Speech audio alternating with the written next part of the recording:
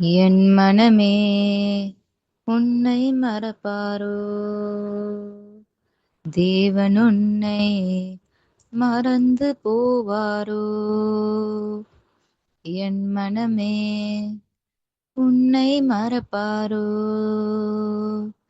தேவன் உன்னை மறந்து போவாரோ? துயரங்கள் எல்லாமே மறைய செய்வாரே, ஆனந்த தைலத்தை உன்மேல் பொழிவாரே.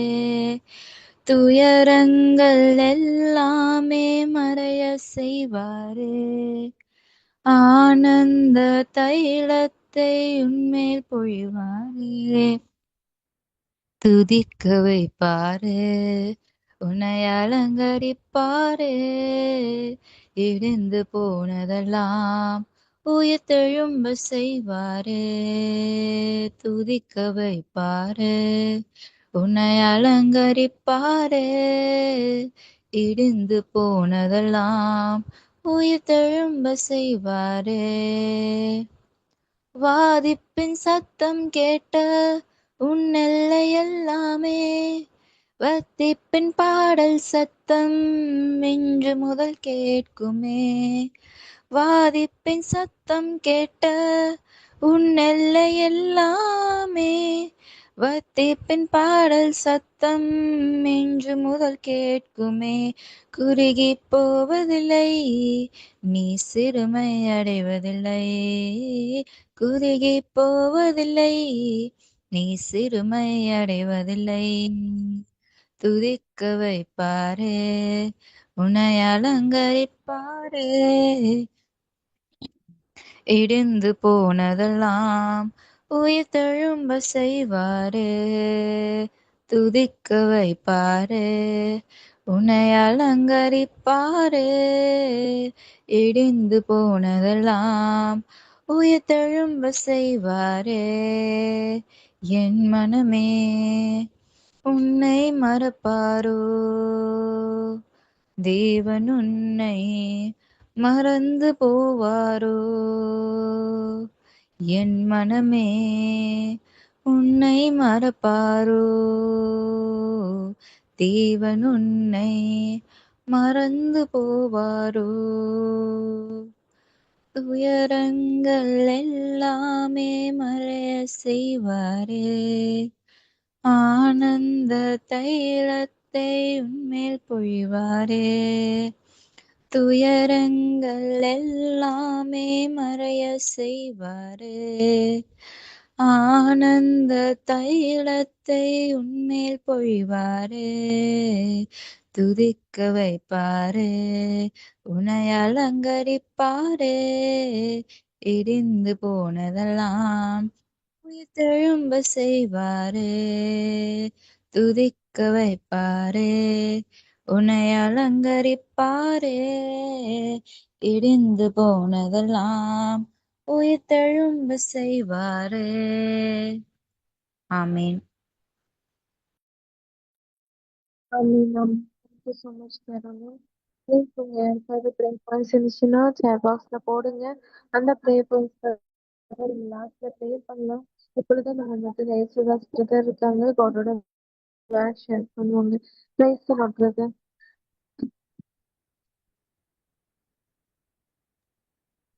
Price the lord sister.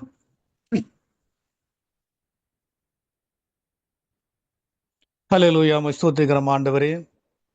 ஆண்டவரே, இந்த மாலை வேலைக்காக உமக்கு நன்றி. ஆசீர்வதிக்கப்பட்ட ஆண்டவரே, இந்த நல்ல நாளுக்காக நான் நன்றி செலுத்துகிறேனப்பா. இந்த நேரத்திலும் கூட ஆண்டவரே ஸ்தோத்திரிக்கிறோம். உம்முடைய வார்த்தையை கேட்கும்படியாக நீர் எங்களுக்கு கொடுத்த இந்த பெரிய சிலாக்கியத்திற்கு உமக்கு கோடான கோடி நன்றிகளை நாங்கள் செலுத்துகிறோம் ஆண்டவரே, ஸ்தோத்திரிக்கிறோம். இன்னும் ஆண்டவரே, தடைப்பட்ட அநேகரை நீங்கள் கொண்டு வரும்படியாக நாங்கள் ஜெபிக்கிறோம் ஆண்டவரே. ஒவ்வொரு முறையும் நீங்கள் பேசும்போது அப்பா, எங்களுடைய இருதயம் திறக்கப்படத்தக்கதாக, எங்களுடைய செவிகள் திறக்கப்படத்தக்கதாக நாங்கள் ஜெபிக்கிறோம் ஆண்டவரே. உம்முடைய வார்த்தைகள் ஆண்டவரே எங்களுக்கு சந்தோஷத்தையும் நிறைவையும் ஆண்டவரே ஸ்தோத்தரிக்கிறோம். அல்லேலூயா. அபிஷேகத்தையும் கொண்டு வரும்படியாக, ஆண்டவர் ரட்சிப்பை கொண்டு வரும்படியாக, ஒரு மன மாற்றத்தை கொண்டு வரும்படியாக நாங்கள் ஜெபிக்கிறோம். அடியேனை மறைத்து ஆண்டவரே நீர்தாமே பேசும்படியாக ஆவியானவர் தாமே இடைப்பட்டு ஆண்டவரே நீங்கள் பேசும்படியாக நாங்கள் ஜெபிக்கிறோம். இயேசுவின் நாமத்தில் ஜெபிக்கிறோம் நல்ல பிதாவே, ஆமேன். நம்ம ஆண்டவர் ரட்சகருமாகிய இயேசு கிறிஸ்து நாமத்தில் நான் உங்களை வாழ்த்துகிறேன். மீண்டுமா இந்த மீட்டிங் மூலமாக ஆண்டவருடைய வார்த்தையை பகிர்ந்து கொள்வதற்கு கர்த்தர் கொடுத்த இந்த மிகப்பெரிய சிலாக்கியத்திற்கு கர்த்தருக்கு நன்றி செலுத்துகிறேன். கர்த்தருடைய நாமம் மகிமைப்படுவதாக. நம்முடைய வாழ்க்கையில அநேக முறை நம்ம யோசிக்கலாம், நான் ஆண்டவருக்காக அநேக காரியங்களை நான் செய்கிறேன், என்னிடம் எந்த குறையும் கிடையாது, ஆண்டவருக்காக ஊழியம் செய்கிறேன், ஜெபம் செய்கிறேன், காணிக்கை கொடுக்குறேன், நல்ல ஒரு ஜெப வாழ்க்கையை வாழ்ந்து கொண்டு வரேன். இப்படி நம்ம அநேக காரியங்களை நம்ம யோசிக்க கூடும். ஆனா ஆண்டவர் இன்னைக்கு நம்மிடம் சொல்லக்கூடிய ஒரு வார்த்தை என்னன்னா, ஒரு 100% ஒரு உண்மையான வார்த்தையாக இருக்கக்கூடிய ஒரு வார்த்தை, இன்னும் உன்னிடத்தில் ஒரு குறைவு உண்டு. நம்ம நினைக்கலாம், ஆண்டவருடைய பார்வையில தனிப்பட்ட வாழ்க்கையில என்னுடைய ஸ்பிரிச்சுவல் லைஃப்ல நான் கரெக்டாக தான் இருக்கிறேன், நான் சரியான பாதையில் நான் போயிட்டு இருக்கிறேன், என்னுடைய வாழ்க்கையில என்ன குறையும் கிடையாது, ஒரு கிறிஸ்தவனாக என்னுடைய பாதையில என்னுடைய ஆவிக்குரிய வாழ்க்கையில நான் கரெக்டாக நான் போயிட்டு இருக்கேன். ஒருவேளை நம்ம அப்படி நினைக்கலாம். ஆனா உண்மை என்னன்னா, ஆண்டவர் இன்று நமக்கு சொல்கின்றார், இன்னும் உன்னிடத்தில் எனக்கு ஒரு குறைவு உண்டு. ஒருவேளை அநேக விஷயத்துல நம்மளோட நிறைவு நம்மகிட்ட இருக்கலாம். ஒருவேளை ஆவிக்குரிய வாழ்க்கையில நம்முடைய யோசனை பிரகாரம், நம்முடைய சிந்தனை பிரகாரம், ஒருவேளை அக்கார்டிங் டு அவர் திங்கிங், நம்முடைய திங்கிங்கை நம்ம பேஸ் பண்ணி நம்ம பார்க்கும்போது நம்ம நினைக்கலாம், அநேக காரியத்தில் நம்ம கரெக்டா இருக்கிறேன், நான் பெர்ஃபெக்டா இருக்கிறேன், மற்றவங்களுடைய பார்வையில் நான் கரெக்டா இருக்கிறேன், இல்லை என்னுடைய பாயிண்ட் ஆஃப் வியூல நான் கரெக்டா இருக்கிறேன். ஆனா ஆண்டவர் இன்று நமக்கு சொல்கிறார், இன்னும் உன்னிடத்தில் ஒரு குறைவு உண்டு. இதை நம்ம எல்லாரும் நம்ம அக்செப்ட் பண்ணக்கூடிய ஒரு காரியம். இன்னும் நம்ம இடத்தில் ஒரு குறைவு உண்டு. இது சொல்லுகிற யாருன்னு நம்ம பார்க்கும்போது, ஒரு குறைவும் இல்லாத ஆண்டவராய் இயேசு கிறிஸ்து நம்மை பார்த்து சொல்கின்றார், இன்னும் உன்னிடத்தில் ஒரு குறைவு உண்டு. நம்ம வெளிப்படுத்தல் நம்ம பார்த்திருக்கிறோம். வெளிப்படுத்தல் அந்த வேத பகுதியில 2வது அதிகாரத்துல ஆண்டவர் அந்த 7 சபைகளை குறித்து பேசும்போது, ஒவ்வொரு சபையும் குறித்து பேசும்போதும் ஆண்டவர் பயன்படுத்துகின்ற வார்த்தை இந்த வார்த்தை. அந்த 2வது அதிகாரத்துல இந்த எபேசு சபையை குறித்து பேசும்போது 2வது வசனம் சொல்லுது, உன் கிரியைகளையும் உன் பிரயாசத்தையும் உன் பொறுமையையும் நீ பொல்லாதவர்களை சகிக்க கூடாமல் இருக்கிறதையும். அப்ப இங்க நம்ம பார்க்கும்போது ஆண்டவர் என்னென்னலாம் செய்யறாங்களோ எல்லாத்தையும் ஆண்டவர் அழகா சொல்றாரு. உன்னுடைய கிரியைகளையும், நம்ம ஆண்டவருக்கு நம்ம என்னென்ன கிரியைகள் நம்ம செய்யறோம், ஆண்டவருக்காக செய்யக்கூடிய காரியங்கள், நம்ம ஆண்டவருக்காக பிரயாசப்பட்டு நம்ம என்னென்ன செய்யறோம், ஒருவேளை நம்ம ஜெபிக்கூட பிள்ளைகளா இருக்கலாம், இல்ல ஆண்டவருக்காக ஒரு ஊழியத்தை செய்யலாம், இல்ல ஒரு ட்ராக் ஊழியம் செய்யலாம், ஏதோ ஒண்ணு செய்யலாம். அதான் சொல்றாரு ஆண்டவர், உன்னுடைய கிரியைகளையும். அப்போ ஏதோ ஒண்ணு அங்க செஞ்சிருக்கிறாங்க. உன்னுடைய கிரியைகளையும், நீ படுகின்ற பிரயாசத்தையும், உன் பொறுமையையும், இதெல்லாம் ஆண்டவர் அப்படியே பட்டியலிட்டு சொல்லும் போது கடைசி அங்க சொல்றாரு 4வது வசனத்துல, ஆனாலும் நீ ஆதியில் கொண்டிருந்த அன்பை விட்டாய் என்று உன் பேரில் எனக்கு குறையுண்டு. பவுல் உண்டாக்குன அந்த சபையில மிகப்பெரிய ஒரு நல்ல சபை எதுன்னு கேட்டா அந்த எபேசு சபை. அவர் உண்டாக்குன சபையிலே ஒரு நல்ல ஒரு பிரபலமான நல்ல ஒரு சபைன்னு நம்ம சொல்றதான்னு நம்ம இதை சொல்லிக்கலாம். எபேசு சபை தான் நல்ல ஒரு உதாரணமாக இருந்த ஒரு சபை. ஆனா அந்த சபையை குறித்து ஆண்டவர் சொல்லும் போது அநேக காரியங்கள நன்மையாக அவர் சொல்லிட்டு கடைசியில சொல்றாரு, ஆனாலும் ஆதியில் நீ கொண்டிருந்த அன்பை விட்டா என்று உன் பேரில் எனக்கு குறையுண்டு. அப்படியே நம்ம பார்க்கும்போது 8வது வசனத்துல சிமிர்னா சபைக்கு சொல்லும் போது 9வது வசனத்தை சொல்றாரு, உன் கிரியைகளையும் உன் உபத்திரவத்தையும் உன் ஐஸ்வர்யத்தையும், இதெல்லாம் அப்படி சொல்லிட்டே போகும்போது அதே இந்த 10வது வசனத்தை சொல்றாரு, ஆகிலும் நீ மரண பரியந்தம் உண்மையாயிரு. அப்ப அங்கேயும் ஆண்டவர் பாருங்க, ஆகிலும் ஏதோ ஒரு குறை இருக்கும் போது ஆண்டவர் அந்த வார்த்தையை பயன்படுத்துறாரு, ஆகிலும். பெர்காமல் சபைக்கு சொல்லும் போது கூட சொல்றாரு 14வது வசனத்துல, ஆகிலும் சில காரியங்களை குறித்து உன் பேரில் எனக்கு குறையுண்டு. அப்படியே நம்ம வரும்போது தியாத்ரா சபை குறித்து பேசும்போது வசனம் 19 சொல்றாரு, உன் கிரியைகளையும் உன் அன்பையும் உன் ஊழியத்தையும் உன் விசுவாசத்தையும் உன் பொறுமையையும் நீ முன்பு செய்த கிரியைகளிலும் பின்பு செய்த கிரியைகளிலும் அதிகமா இருக்கிறதே நான் அறிந்திருக்கிறேன். அப்ப இந்த 19 வசனத்துல பாருங்க, உன் கிரியைகளையும். அப்ப ஆண்டவர் எதையுமே ஆண்டவர் கரெக்டா சொல்றாரு, நீ எல்லாம் எனக்காக நீ சில காரியங்களை நீ செஞ்சிருக்கிற, உன்னுடைய கிரியைகள் நிறைய இருக்கு, உன்னுடைய பிரயாசங்கள் நிறைய இருக்கு, எனக்காக நீ நிறைய காரியங்கள் நீ செஞ்சிருக்கிற. உன் அன்பையும், அப்ப அந்த சபையில அன்பு செஞ்சிருக்காங்க, கிரியைகளை செஞ்சிருக்காங்க, ஊழியத்தை செஞ்சிருக்காங்க, விசுவாசமா இருந்திருக்காங்க. வசனம் சொல்லுது உன் விசுவாசத்தையும் உன் பொறுமையும். ஒரு கிறிஸ்துவனுக்கு இருக்க வேண்டிய மிகப்பெரிய ஒரு குணாதிசயம் பொறுமை. அவங்ககிட்ட பொறுமை இருந்திருக்கு. உன் பொறுமையும் நீ முன்பு செய்த கிரியைகளிலும் பின்பு செய்த கிரியைகளில் அதிகமா இருக்கிறதை நான் அறிந்திருக்கிறேன்.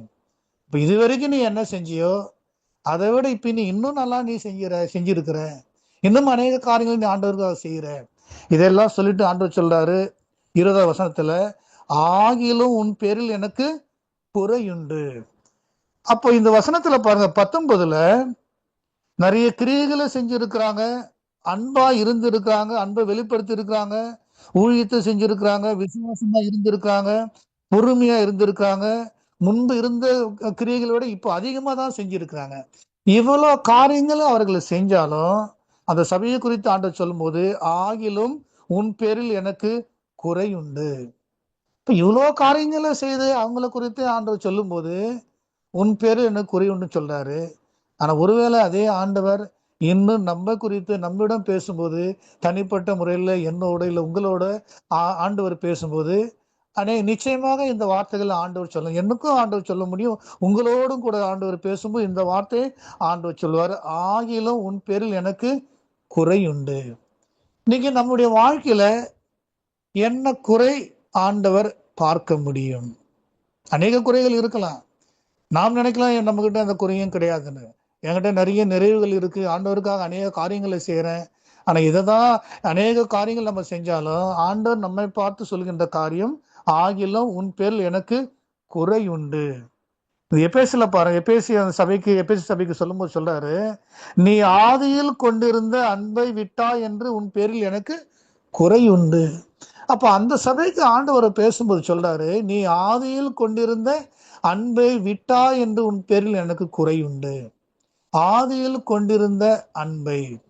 ஒருவேளை நம்ம சபைக்கு முதல் முறையாக சபைக்கு நம்ம போயிருக்கலாம், இல்ல ஒரு கிறிஸ்தவனாக நான் மாறின அந்த சமயத்துல அந்த ஸ்டார்டிங்ல ஒருவேளை நமக்கு அந்த உத்வேகம் அதிகமா இருந்திருக்கலாம், ஒருவேளை ஆண்டவர் அதிகமா அன்பு செஞ்சிருக்கலாம், ஒருவேளை ஆண்டவருக்காக அநேக கிரியைகளை நம்முடைய விசுவாசத்தினுடைய தொடக்கத்தில் நம்ம செஞ்சிருக்கலாம்.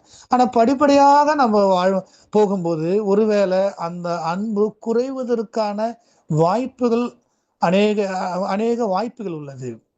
அதுதான் ஆண்டவர் சொல்றாரு, நீ ஆதியில் கொண்டிருந்த அன்பை விட்டா என்று உன்மேல் எனக்கு குறையுண்டு. ஒருவேளை நாம் கூட நம்முடைய ஊழியத்துல ஒருவேளை ஸ்டார்டிங்ல நல்ல ஊழியம் செஞ்சிருக்கலாம், இப்ப நம்முடைய ஊழியம் எப்படி இருக்குன்னு தெரியல. ஒருவேளை ஸ்டார்டிங்ல நம்ம ஜெபம் நல்லா செஞ்சிருக்கலாம், இப்ப நம்ம எப்படி ஜெபிக்கணும்னு தெரியல. ஒருவேளை ஸ்டார்டிங்ல ஒரு சில ஊழியங்கள் நம்ம செஞ்சிருக்கலாம், இப்ப நம்ம செய்யறோமான்னு தெரியல. ஒருவேளை ஆண்டவருடைய அந்த அன்பை நம்ம வெளிப்படுத்த, நம்முடைய ஜீவித்துல அவருடைய அன்பை நம்ம வெளிப்படுத்திருக்கலாம் மற்றவர்களிடம், இப்பொழுது நம்ம அதை வெளிப்படுத்துறோமா? ஆதியில் கொண்டிருந்த அன்பை விட்டா என்று உன்மேல் எனக்கு குறை உண்டு. இன்னைக்கு ஒரு சில வேத பகுதியை எடுத்து, ஒரு 2 வேத பகுதி எடுத்து உங்களோடு பேசும்படியாக நான் விரும்புகிறேன். எடுத்துக்கொள்ளும். லூக்கா எழுதிய நற்செய்தி அதிகாரம் 18. இந்த 2 காரியங்களும் இந்த ஒரே அதிகாரத்தில் நாம் பார்க்க இருக்கின்றோம். இந்த லூக்கா 18வது அதிகாரத்துல வசனம் 9 முதல் 14 வரை நாம் பார்க்கும்போது 2 நபர்களை நாம் பார்க்கின்றோம். அனைவருக்கும் தெரிந்த ஒரு வேத பகுதி. வசனம் 9, அன்றையும் தங்களை நீதிமான்கள் என்று நம்பி மற்றவர்களை அற்பமா எண்ணின சிலரை குறித்து அவர் ஒரு உவமையை சொன்னார். அப்ப ஆண்டவர் இந்த உவமையை சொல்லும் போது யாருக்கு சொல்றாருன்னா, இந்த நபர்களுக்கு, தங்களை நீதிமான்கள் என்று நம்பி மற்றவர்களை அற்பமா எண்ணின சிலரை குறித்து. அப்ப இங்க பாருங்க, 2 காரியங்களை இவர்கள் செய்யறாங்க. ஒன்று என்னன்னா, தங்களை நீதிமான்கள் என்று நம்பி, அந்த வார்த்தையை பாருங்க, நம்பி. அநேக வேலைகள்ல ஒருவேளை நம்ம நம்பி இருக்கலாம், நான் நீதிமானு தான், நான் நீதிமானம் போல நான் வாழுகிறேன், ஆண்டவருடைய பார்வையில ஒருவேளை நான் நீதிமானா இருக்கலாம் அப்படி என்று நம்பி, அது உண்மையா நமக்கு தெரியாது, ஆனா நம்ம நம்பி இருக்கிறோம். அவங்க அப்படி நம்பி இருக்கிறாங்க, தங்களை நீதிமான்கள் என்று நம்பி மற்றவர்களை அற்பமா எண்ணின சிலரை குறித்து. அப்ப இங்க பார்க்கும்போது இந்த 2 மனுஷன் ஜெபம் பண்ண போறாங்க. ஒருவன் பரிசேயன், ஒருவன் ஆயக்காரன். ஆண்டவர் அழகா சொல்றாரு, இந்த பரிசேயன் எப்படி ஜெபம் செய்கிறான், இந்த ஆயக்காரன் செய்த ஜெபம். இங்க பரிசேயனுடைய ஜெபத்தை நான் பார்க்கும்போது, தேவனே, நான் பரிகாரர், அநியாயக்காரர், விபச்சாரக்காரர் ஆகிய மற்ற மனுஷரை போலவும் இந்த ஆயக்காரனை போலவும் இராததினால் உம்மை நான் ஸ்தோத்தரிக்கிறேன். அப்ப இந்த மனுஷனை பாத்தீங்கன்னா, ஒரு ஜெபம் பண்ண வரும்போது தன்னை குறித்து அவன் எதுவுமே வெளிப்படுத்தல.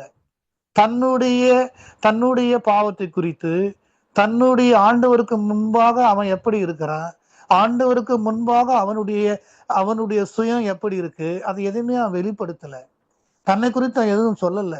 தன்னை குறித்து எந்த ஒரு கன்ஃபெஷன் எதுவுமே அவன் கன்ஃபெஸ் பண்ணல. தன்னை குறித்து அவன் சொல்லுகின்ற காரியம் மற்றவர்களோடு தன்னை ஒப்புமைப்படுத்தி, மற்றவர்களோடு தன்னை கம்பேர் பண்ணுகின்ற ஒரு காரியம். ஆண்டவர் இங்க சொல்லும்போது இங்க சொல்றாரு, அதே வேத பகுதியில இந்த 13வது வசனத்துல, ஆயக்காரன் தூரத்தில் நின்று தன் கண்களையும் வானத்திற்கு ஏறெடுக்க துணியாமல் தன் மார்பிலே அடித்து கொண்டு, தேவனே, பாவியாக என் மேல் கிருபையாயிரும் என்றான்.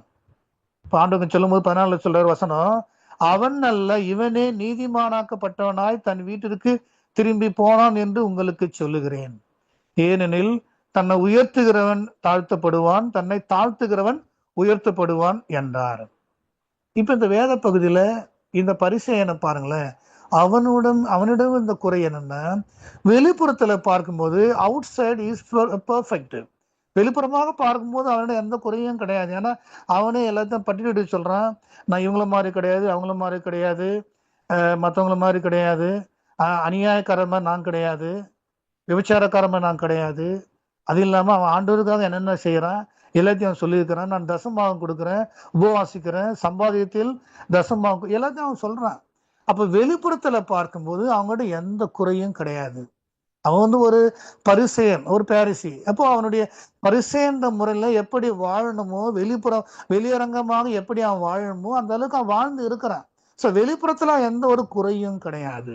ஆனா அவனிடம் இருந்த குறை என்னன்னா, தன்னைத்தானே நீதிமானாக நினைத்து கொண்டும் மற்றவர்களை அற்பமா எண்ணின அந்த குறை. ஏன்னா அந்த ஜெபத்துல பாருங்க, தன்னை குறித்து எந்த வார்த்தையுமே கிடையாது. அவன் பயன்படுத்திய எல்லா வார்த்தையும் மற்றவங்களை குறித்து தான். இவங்கள மாதிரி நான் கிடையாது, அவங்கள மாதிரி கிடையாது, இவனை மாதிரி கிடையாது, அவனை மாதிரி நான் ஏமாத்தல, அவனை மாதிரி நான் பொய் சொல்லல, அவனை மாதிரி நான் விபச்சாரம் பண்ணல, மற்றவர்களை குறித்து மற்றவர்களை அற்பமா எண்ணிய அந்த ஒரு காரியம். அப்ப இந்த மனிதனுடைய வாழ்க்கையில அவனுடைய வெளிப்புற வாழ்க்கையில நல்லதான் இருந்திருக்கு. அவனுக்கு இருந்த என்ன குறை, அவனிடத்துல இருந்த குறை என்னன்னா, அவனுடைய இருதயத்துல ஒருவேளை ஆண்டவருக்கு இடம் இருந்திருக்கோ இல்லையோ நமக்கு தெரியல. ஆனா அவனுடைய இருதயத்துல மற்றவர்களுக்கு எந்த இடமும் அவனுக்கு கொடுக்கவில்லை. மற்றவர்களுக்கு கொடுக்க வேண்டிய அந்த அன்பு, மற்றவர்களுடன் கூட காட்ட வேண்டிய அந்த ஐக்கியம், மற்றவர்களை சிநேகிக்க வேண்டும் என்ற உணர்வு, மற்றவர்களுக்கும் தன்னுடைய அன்பை வெளிப்படுத்த வேண்டும் என்ற அந்த உணர்வு எதுவுமே அவன்கிட்ட கிடையாது. அப்ப அவனுடைய இருதயம் ஒரு வெறுமையான ஒரு இருதயம். அவனுடைய இருதயத்துல ஆண்டவருக்கு இடம் இருந்திருக்கோ இல்லையோ அது நமக்கு தெரியல. ஆனா நிச்சயமாக மற்றவர்களுக்கு அவன் இடத்தை அவன் கொடுக்கவில்லை. அப்ப அவனிடம் இருந்த குறை என்னன்னா, தன்னுடைய இருதயத்துல மற்றவர்களுக்கு இடம் கொடுக்கல, தன்னுடைய இருதயத்துல மற்றவர்களுக்கு கொடுக்க வேண்டிய அந்த அன்பிற்கான அந்த இடம் அவன் கொடுக்கல. அவன் என்ன செய்யறான்னா, மற்றவர்களோடு தன்னை கம்பேர் பண்ணுகின்ற ஒரு காரியத்தை நாம் பார்க்கின்றோம். எப்பவுமே பாருங்க, நம்ம கம்பேர் பண்ணும்போது நம்மளை விட யாரு நம்ம உயர்வாக இருக்கின்றார்களோ, ஒருவேளை ஸ்பிரிச்சுவல் லைஃப்ல என்னை விட யாரு நல்ல ஒரு உயர்வான ஒரு ஸ்தானத்தில் இருக்காங்களோ, நம்ம அவங்கள குறித்தான் நம்ம கம்பேர் பண்ணணும். இப்ப இவன் என்ன கம்பேர் பண்றான்னா, ஒரு ஆயக்காரனை கம்பேர் பண்றான், ஒரு வேசித்தனம் பண்றவனை கம்பேர் பண்றான், ஒரு அநியாயக்காரரை விட இவன் தன்னை கம்பேர் பண்றான். ஆனா கம்பாரிசன் எங்க இருந்து தொடங்கணும் கேட்டா, நம்ம விட மேலான ஸ்தலத்துல யார் இருக்காங்களோ ஆண்டவர் வந்து சாட்சி கொடுத்த ஒரு வேத மனுஷன் யோபு. யோபு குறித்து ஆண்டவர் சொல்லும் போது, யோபை போல ஒரு உத்தமனும் சன்மார்க்கனும் தேவனுக்கு பயந்து. அப்ப நான் என்ன கம்பேர் பண்ணும்போது என்ன செஞ்சிருக்கணும்? அப்ப அவன் கம்பேர் பண்ணும்போது ஒரு பரியாசக்கார கூட, இல்ல ஒரு விபச்சாரம் செய்யணும் கூட, இல்ல ஒரு அநியாயக்கார கூட அவன் கம்பேர் பண்ணாம, அவன் என்ன செஞ்சிருக்கணும்? ஒரு யோபு கூட அவன் கம்பேர் பண்ணிக்கலாம். யோபு கூட இருக்கிற அந்த கேரக்டர் என்கிட்ட கிடையாது. யோபு வந்து ஒரு சன்மார்க்கம், என்கிட்ட அந்த குணம் என்கிட்ட இல்லை. யோபு ஆண்டவருக்கு பயந்தவன், நான் அப்படி கிடையாது. யோபு பொல்லாப்புக்கு விலகியவன், நான் அப்படி கிடையாது. நம்முடைய உயர்வு எப்பயுமே அப்படிதான் இருக்கணும். நம்ம விட ஸ்பிரிச்சுவலா யார் உயர்வாக இருக்கின்றார்களோ அவர்களை போல நான் இருக்க வேண்டும் என்று நான் விரும்பணும். என்னை விட உயர்வான ஒரு ஸ்பிரிச்சுவல் யார் என்னுடைய அயஸ்தானத்தில் என்கிட்ட இருக்கிறாங்க, ஸ்பிரிச்சுவல் என்னை விட ஹையரா யார் இருக்காங்களோ அவர்களோடு ஒருவேளை நான் கம்பேர் பண்ண தவறு கிடையாது. அது என்னை நல்ல ஒரு பாதைக்கு கொண்டு வரும். ஆனா இந்த பரிசை என்ன செய்யறான், அவனை விட யார் ஒருவேளை அற்பமாக இருந்தால், அவனுடைய பார்வையில அற்பமா யார் இருந்தாங்களோ அவர்களோடு அவன் கம்பேர் பண்றான். இது அவன் செய்த மிகப்பெரிய ஒரு குறையாக நாம் பார்க்கின்றோம். அவனிடம் இருந்த குறை என்னன்னா, தன்னுடைய இருதயத்தில் மற்றவர்களுக்கு கொடுக்க வேண்டிய அந்த அன்பு ஒரு குறைவாக காணப்பட்டதை நாம் பார்க்கிறோம். இதே வேத பகுதியில லூக்கா எழுதிய நற்செய்தியில நம்ம அப்படியே வாசிக்கும் போது வசனம் 18 இப்படியாக சொல்லப்பட்டிருக்கு. அப்பொழுது தலைவன் ஒருவன் அவரை நோக்கி, நல்ல போதகரே, நித்திய ஜீவனை சுதந்திரித்துக் கொள்வதற்கு நான் என்ன செய்ய வேண்டும்? நித்திய ஜீவனை சுதந்திரித்துக் கொள்வதற்கு நான் என்ன செய்ய வேண்டும்? இன்னைக்கு அநேகர் செய்யக்கூடிய மிகப்பெரிய தவறு இதுவாக இருக்கலாம். ஒருவேளை ஆண்டவரை தெரிஞ்சவங்க, இல்ல அநேக வருடங்களாக சபையில் இருக்கிறவங்க, இல்ல ஆதி காலத்திலிருந்து கிறிஸ்தவர்களா இருக்கிறவங்க, இல்ல ஊழியம் கூட செய்யறவங்க, இல்ல ஒருவேளை மற்றவங்களுக்கு கூட ஒருவேளை சொல்லலாம், மற்ற அநேகர் செய்யக்கூடிய காரியம்னா, நித்திய ஜீவனை சுதந்திரித்துக் கொள்வதற்கு நான் என்ன செய்ய வேண்டும்? ஏன்னா இந்த கேள்வியே ஒரு தவறான கேள்விதான். ஏன்னா நித்திய ஜீவனை பெற்றுக்கொள்வதற்கு யாருமே எதுவுமே செய்ய முடியாது. ஏன்னா salvation is a free gift. அது ஆண்டவர் கொடுக்கின்ற ஒரு பரிசு. ஆண்டவர் ஃப்ரீயா கொடுக்கிற ஒரு பரிசு தான் இந்த ரட்சிப்பு, நித்திய ஜீவன். அப்ப இவனுடைய கேள்வியில என்ன சொல்ற, நித்திய ஜீவனை நான் பெற்றுக்கொள்வதற்கு. இன்னைக்கு அநேக ஒருவேளை இப்படியா யோசிக்கலாம், நித்திய ஜீவனை பெற்றுக்கொள்வதற்கு, பரலோகம் போவதற்கு நான் என்னெல்லாம் செய்ய முடியும், நான் என்ன செய்யலாம்? ஒருவேளை அவங்க பட்டியலிடலாம், இந்த காரியங்களை அவங்க ஒரு பட்டியலிட்டு அவங்க வைக்கலாம். நான் இதெல்லாம் செஞ்சா நான் பரலோகம் போக முடியும், இந்த காரியங்களும் நான் ஃபாலோ பண்ணும்போது நான் பரலோகம் போக முடியும், இந்த கிரியைகளை நான் செய்யும்போது நான் பரலோகம் போக முடியும். ஆனா வசனம் சொல்லுது, பரலோகத்திற்கு போவதற்கு, நித்திய ஜீவனை பெற்றுக்கொள்வதற்கு நம்மளால ஒண்ணுமே செய்ய முடியாது. அது வந்து ஒரு கிஃப்ட். அப்ப அவனுடைய கேள்வியிலே ஒரு குறை இருக்கு. அப்ப இந்த கேள்வியை அவனு கேட்டவன் ஆண்டவர் சொல்றாரு, இங்க ஆண்டவர் அவனுக்கு சொல்லுகின்ற காரியம் என்னன்னா, ஆண்டவர் ஒரு சில விஷயங்களை சொல்றாரு. தேவன் ஒருவரை தவிர நல்லவன் ஒருவன் இல்லையே, விபச்சாரம் செய்யாது இருப்பாயாக, கொலை செய்யாது இருப்பாயாக, களவு செய்யாது இருப்பாயாக, இதெல்லாம் ஆண்டவர் சொல்லிட்டு கடைசியா இதெல்லாம் சொன்ன பிறகு அவன் சொல்றான், இவைகளை எல்லாம் என் சிறு வயது முதல் நான் கை கொண்டு வருகிறேன் என்றான். அப்ப ஆண்டவர் அவனை பார்த்து சொல்றாரு, இன்னும் உன்னிடத்தில் ஒரு குறை உண்டு. உனக்கு உண்டானவர்கள் எல்லாம் விற்று தரித்திற்கு கொடு, அப்பொழுது பரலோகத்தில் உனக்கு பொக்கிஷம் உண்டாயிருக்கும், பின்பு என்னை பின்பற்றி வா. ஆண்டவர் அழகாக அந்த மனிதனுக்கு சொல்றார், ஒருவேளை நீ இதெல்லாம் வந்து நீ பின்பற்றி இருக்கிற, ஆனா அந்த அந்த தலைவன் பாருங்களேன், நிறைய விஷயங்கள் அவன் பண்ணியிருக்கிறான். அவன் சொல்றான், என்னுடைய சிறு வயது முதல் இவை எல்லாவற்றையும் நான் செஞ்சிருக்கிறேன். இந்த கட்டளைகள், இந்த ஆண்டவர் சொன்ன அந்த 10 கட்டளைகள், கற்பனைகள், நியாயப்பிரமாணம் எல்லாத்தையும் நான் ஃபாலோ பண்ணியிருக்கிறேன். சிறு வயது முதல் நான் ஃபாலோ பண்ணியிருக்கிறேன். ஒருவேளை நம்ம அப்படின்னு சொல்ல முடியாது. கண்டிப்பா இந்த மனிதன் சொன்னது போல கூட நம்மளால சொல்ல முடியுமான்னு தெரியல. என்னுடைய சிறு வயது முதல் நான் இதெல்லாம் நான் ஃபாலோ பண்ணிக்கிறேன் ஆண்டவரே, அப்படி அவன் சொல்லியிருக்கிறான். அப்ப ஆண்டவர் சொல்றாரு, இருந்தாலும் உன்னிடத்தில் ஒரு குறை உண்டு. இந்த 10 கட்டளையில பாத்தீங்கன்னா 4 கட்டளைகள் ஆண்டவருக்கு நமக்கும் உள்ள அந்த ரிலேஷன்ஷிப். ஃபர்ஸ்ட் அந்த 4 கமாண்ட்மெண்ட்ஸ். அடுத்து வர அந்த 5ல இருந்து வர மீதி இருக்க அந்த 6 கமாண்ட்மெண்ட்ஸ் பாத்தீங்கன்னா நமக்கும் மற்றவர்களுக்கும் உள்ள அந்த ஒரு உறவு, ரிலேஷன்ஷிப். அது நமக்கும் மற்றவங்களும் உறவு. அப்போ இவனோட குறை என்ன ஆண்டவருக்கு தெரிஞ்சிருக்கு, இந்த ஃபர்ஸ்ட் அந்த 4 கமாண்ட்மெண்ட்ல இவன்கிட்ட எந்த குறையும் கிடையாது. ஆண்டவரை இவன் நேசிக்கிறோம், எல்லாம் ஃபாலோ பண்ணிக்கிறான். அவனிடம் உள்ள குறை என்னன்னா, அவனுக்கும் மற்றவர்களுக்கும் உள்ள ரிலேஷன்ஷிப்ல ஒரு குறை உண்டு.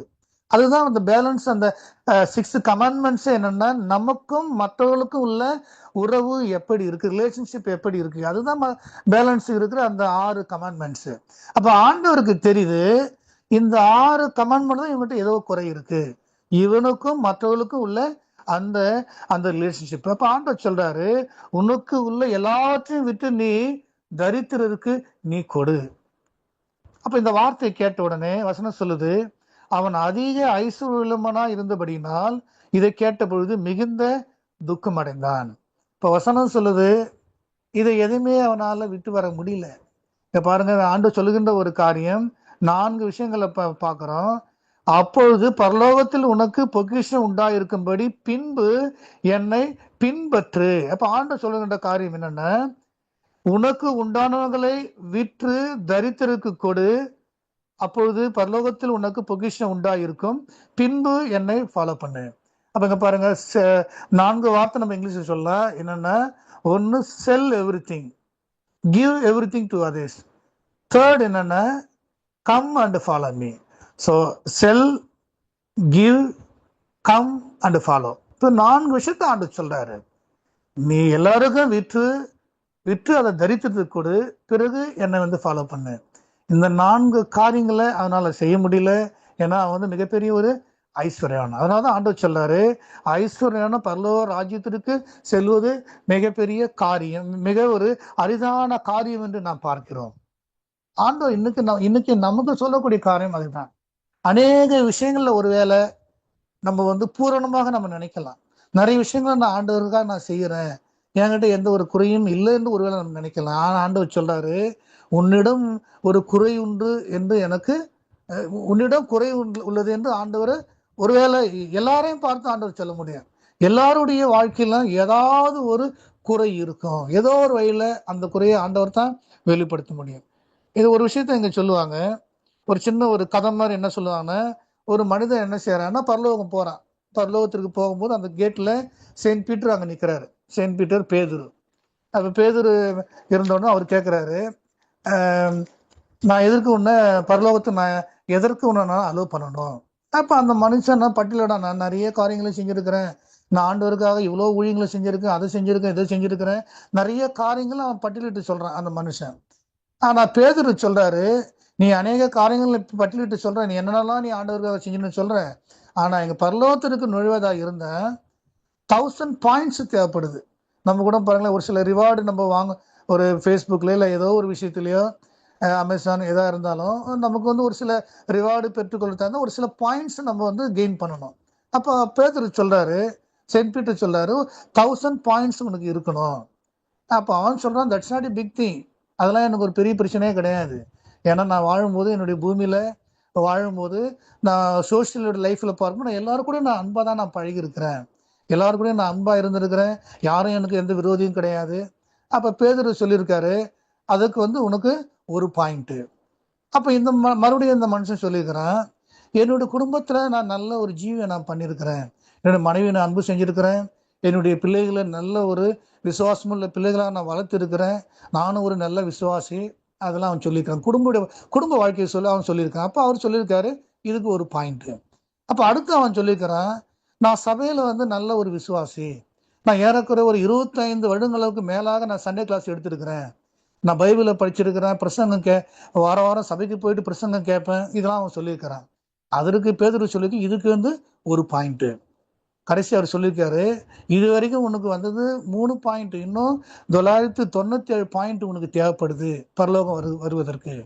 அப்ப இதை கேட்ட உடனே அந்த மனுஷன் சொல்லியிருக்கிறான் பேதுரு கிட்ட, கர்த்தருடைய கிருபை இல்லாம என்னால பரலோகம்ல நுழையவே முடியாது.